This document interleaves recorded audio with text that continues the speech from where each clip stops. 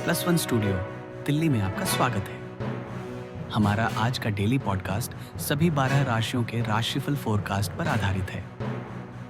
शुरू करने से पहले मैं आप सभी दर्शकों से अनुरोध करता हूं कि हमारे प्लस वन चैनल को लाइक, सब्सक्राइब और शेयर जरूर करें। और हाँ, बेल आइकॉन दबाना मत भूलिए ताकि हमारे नए एपिसोड्स आपसे कभी मिस ना हो। चलिए आज की गहरी पड़ताल शुरू करते हैं। तो हमारे हाथ लगा है फोरकास्ट 16 नवंबर 2025 नाम का एक दस्तावेज। ये अंक सूत्रा डिकोड योर डेस्टिनी ने खास तौर पर प्लस वन यूट्यूब चैनल के दर्शकों के लिए तैयार किया है। अब ये कोई आम राशिफल नहीं है। ये रविवार 16 नवंबर 2025 का पूर्वानुमान है और इसे पढ़ते हुए एक बहुत ही अजीब और दिलचस्प बात सामने आई। हाँ, बिल्कुल। ऐसा लग रहा है कि सभी 12 राशियों को उनके स्वभाव से बिल्कुल अलग एक ही दिशा में धकेला जा रहा है। तो आज हमारी कोशिश इसी छिपे हुए संदेश को समझने की है। बिल्कुल सही कहा। पहली नजर में ये अलग-अलग भविष्यवाणियों का एक गुच्छा सा लगता है, लेकिन जब हम इसे ध्यान से देखते हैं तो एक बड़ा पैटर्न उभर कर सामने आता है। हाँ, आज का हमारा मिशन यही पता लगाना है कि क्या ये दिन वाकई में एक्शन का है, जैसा कि रविवार को अक्सर होता है, या फिर सितारे कुछ और ही इशारा कर रहे हैं। तो एक तरह की जासूसी जैसा होने वाला है। हाँ, कह सकते हैं। बढ़िया।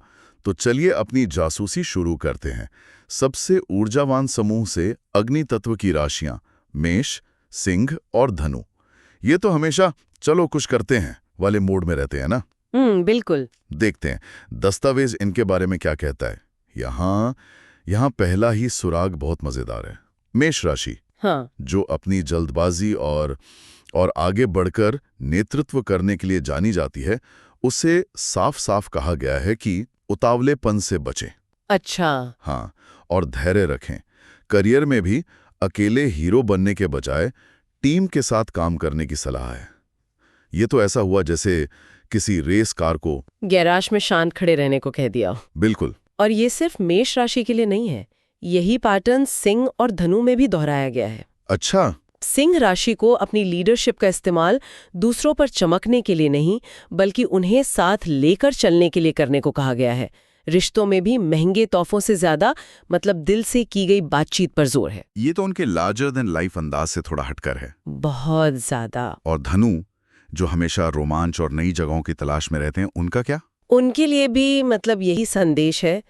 उनकी ज्ञान की खोज और रोमांच की भावना को अनुशासन के साथ जोड़ने की सलाह दी गई है। अनुशासन धनु राशि के लिए? हाँ, बिना सोचे समझे किसी यात्रा पर निकलने के बजाय योजना बनाकर किसी सांस्कृतिक या ऐतिहासिक जगह पर जाएं। तो तीनों अग्नि राशियों को अपनी आग को एक दिशा देने के लिए कहा जा रहा है। ये अपनी आग को जंगल की आग की तरह फैलने देने का दिन नहीं है, बल्कि उसे एक मशाल की तरह इस्तेमाल करके रास्ता देखने का दिन है। वाह, ये दिलचस्प है। अपनी ऊर्जा को बर्बाद करने के बजाय उसे सही जगह लगाना। उपाय भी तो कुछ ऐसा ही कहते हैं। हाँ, बताइए। मेष के लिए नीला रंग, जो शांति का प्रतीक है और आग को शांत करता है। और सिंह के लिए नारंगी, जो आत्मविश्वास तो देता है पर वो घमंड वाला लाल नहीं है। एकदम सही पकड़ा। ये उपाय भी उनकी आक्रामक ऊर्जा को एक तरह से संतुलित करने में मदद कर रहे हैं। ठीक है, तो अग्नि राशियों को अपनी ऊर्जा को काबू में रखने की सलाह है। अब सवाल ये है कि क्या ये सिर्फ इन्हीं के लिए है या ये आज का एक बड़ा ट्रेंड है? देखते हैं कि पृथ्वी राशियों वृषभ, कन्या और मकर के साथ क्या हो रहा है। क्या उन्हें भी अपनी स्थिरता से कुछ अलग करने को कहा गया है? ये एक बेहतरीन सवाल है और इसका जवाब और भी दिलचस्प है। पृथ्वी राशियां अपनी व्यावहारिकता और स्थिरता के लिए जानी जाती हैं। वो बदलाव से थोड़ा बचती हैं। हाँ, बचती हैं। लेकिन आज तीनों को एक ही सलाह दी गई है, पुरानी चीजों को छोड़ो। पुरानी चीजें किस तरह की? वृषभ राशि को उन पुराने पैटर्न को छोड़ने के लिए कहा गया है जो उनके विकास में बाधा बन रहे हैं। ओके। कन्या, जो हमेशा चीजों को बेहतर बनाने में लगी रहती है, उसे बाहरी दुनिया को ठीक करने के बजाय अपने अंदर के छिपे हुए पैटर्न को पहचानने और सुधारने की सलाह है। अच्छा। और मकर को उन सीमित करने वाली धारणाओं पर सवाल उठाने को कहा गया है जो उन्हें आगे बढ़ने से रोक रही हैं। अरे वाह, तो ये तो एक तरह की मानसिक सफाई या मेंटल डिक्लटरिंग का दिन हुआ। बिल्कुल। अग्नि राशियों को अपनी ऊर्जा संभालनी है और पृथ्वी राशियों को अपना अंदरूनी कबाड़ साफ करना है। एकदम। ये दिन बाहरी दुनिया में कुछ बनाने का नहीं बल्कि अंदर की नींव को मजबूत करने का है, और यही बात उनके करियर और स्वास्थ्य की सलाह में भी दिखती है। कैसे? तीनों को टीम वर्क पर ध्यान देने को कहा गया है, यानी मैं से ज्यादा हम की भावना। और स्वास्थ्य में कन्या को पाचन और मकर को हड्डियों पर ध्यान देने को कहा गया है, जो शरीर की बुनियादी संरचनाएं हैं। तो यहाँ भी नींव को मजबूत करने का ही संदेश है। सही। और यात्रा के लिए भी इन्हें लंबी यात्राओं से बचने को कहा गया है। ये भी अपनी जड़ों से जुड़ने का ही संकेत है। तो पैटर्न अब और साफ हो रहा है। ये दिन रुकने, सोचने और पुरानी चीजों से मुक्त होने का है। लेकिन क्या ये सामाजिक राशियों पर भी लागू होता है? मेरा मतलब वायु राशियों से, मिथुन, तुला और कुंभ। हाँ। ये तो लोगों से मिलने जुलने और बातचीत से ही ऊर्जा पाते हैं। आपको लगेगा कि कम से कम इन्हें तो बाहर जाकर लोगों से मिलने को कहा गया होगा। बिल्कुल। लेकिन यहाँ कहानी में सबसे बड़ा मोड़ आता है। मिथुन राशि, जो राशियों की सोशल बटरफ्लाई मानी जाती है, हाँ, उसे सक्रिय नेटवर्किंग के बजाय एकांत में आत्मचिंतन करने और योजना बनाने की सलाह दी गई है। एक मिनट, क्या मिथुन को चुप रहने और अकेले सोचने की सलाह? जी हाँ। अरे वाह, ये तो उनकी प्रकृति के बिल्कुल खिलाफ है। ये तो वाकई में बहुत अजीब है। और सिर्फ मिथुन ही नहीं, तुला राशि, जो हमेशा दूसरों को खुश करने और संतुलन बनाने में लगी रहती है, उसे भी कहा गया है कि रिश्तों में ईमानदारी से अपनी बात रखें, चाहे किसी को बुरा लगे, भले ही किसी को थोड़ी देर के लिए बुरा लगे। और कुंभ राशि को भी भविष्य के सपनों के बारे में गहरी और सार्थक बातचीत पर ध्यान केंद्रित करने को कहा गया है, न कि सिर्फ सतही सामाजिक मेलजोल पर। तो इन तीनों के लिए संदेश है, संवाद की क्वांटिटी से ज्यादा क्वालिटी पर ध्यान दो। बिल्कुल। बाहरी दुनिया के शोर से हटकर अपने विचारों और रिश्तों को गहराई दो। ये वाकई में एक बड़ा पैटर्न है। हाँ, और एक और दिलचस्प सुराग है। क्या? इन तीनों राशियों के लिए भाग्यशाली अंक है 7, 14, 23, 41।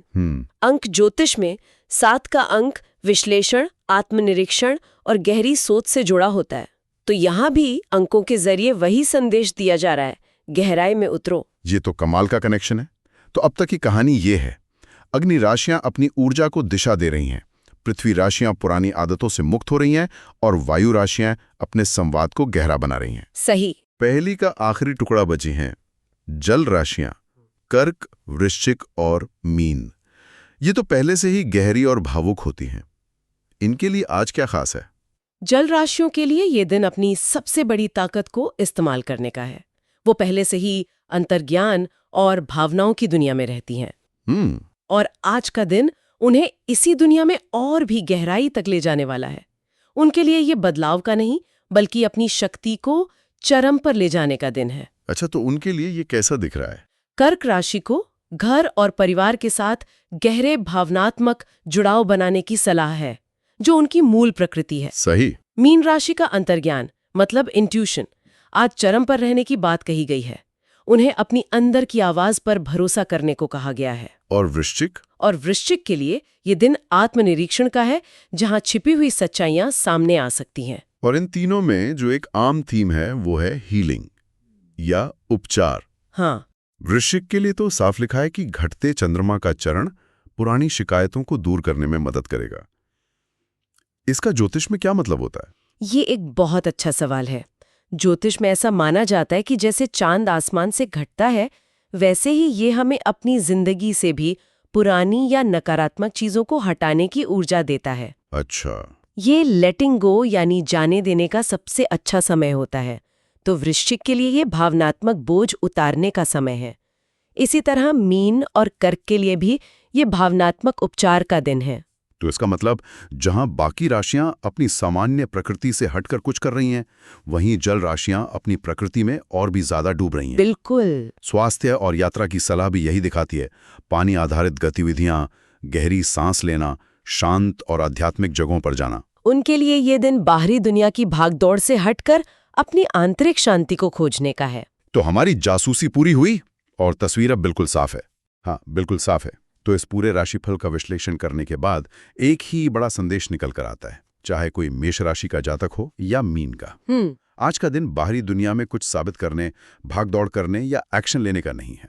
आज का दिन रुकने, सोचने, योजना बनाने और अपने अंदर झांकने का है। एकदम। इसे ऐसे समझ सकते हैं कि ये एक तरह का स्ट्रेटेजिक पॉज है। स्ट्रैटेजिक पॉज, वाह। अग्नि राशियों को अपनी ऊर्जा को सही रणनीति के लिए बचाना है। पृथ्वी राशियों को नई शुरुआत के लिए पुरानी जमीन साफ करनी है। वायु राशियों को बड़े विचारों के लिए अपने दिमाग को शांत करना है। और जल राशियां? और जल राशियों को आगे की यात्रा के लिए भावनात्मक रूप से खुद को तैयार करना है। आज का दिन प्रदर्शन का नहीं बल्कि तैयारी का है। एक तरह का रीसेट बटन दबाने जैसा दिन। स्रोत के अंत में एक बहुत ही गहरी बात कही गई है जो इस पूरे विश्लेषण का सार है। ग्रह दिशा दिखाते हैं लेकिन मंजिल हमेशा आपके कर्म तय करते हैं। और यही आज का सबसे बड़ा विचार है जिसे हम अपने श्रोता के लिए छोड़ सकते हैं। क्या हो अगर इस तरह के पूर्वानुमाना को भविष्य बताने वाले साधन के तौर पर ना देखा जाए? क्या हो अगर हम इसे एक मनोवैज्ञानिक संकेत के रूप में देखें? एक ऐसा संकेत जो हमें वो करने की इजाजत देता है जिसकी हमें शायद सबसे ज्यादा जरूरत है। थोड़ा रुकने की। हाँ, थोड़ा रुकने की, सोचने की और अगली बड़ी छलांग लगाने से पहले पूरी तैयारी करने की। शायद ब्रह्मांड बस हमें यही याद दिला रहा है कि कभी-कभी आगे बढ़ने का सबसे अच्छा तरीका होता है एक कदम पीछे हटना। तो दोस्तों, आज का हमारा राशिफल यहीं समाप्त होता है। उम्मीद है आपको यह +1 स्टूडियो का डेली पॉडकास्ट पसंद आया होगा। अगर आपको हमारी प्रस्तुति अच्छी लगी हो तो इसे लाइक, शेयर और सब्सक्राइब जरूर करें। और हाँ, बेल आइकॉन दबाना मत भूलिए ताकि हर नए राशिफल एपिसोड की जानकारी आपको सबसे पहले मिले। कल फिर मिलेंगे एक नए दिन और नई भविष्यवाणियों के साथ। धन्यवाद और आपका दिन शुभ हो। The zodiac forecasts provided by +1 are based on general astrological interpretations. These insights are meant for informational and entertainment purposes only. Personal experiences may vary. We do not claim any scientific validity or guarantee outcomes.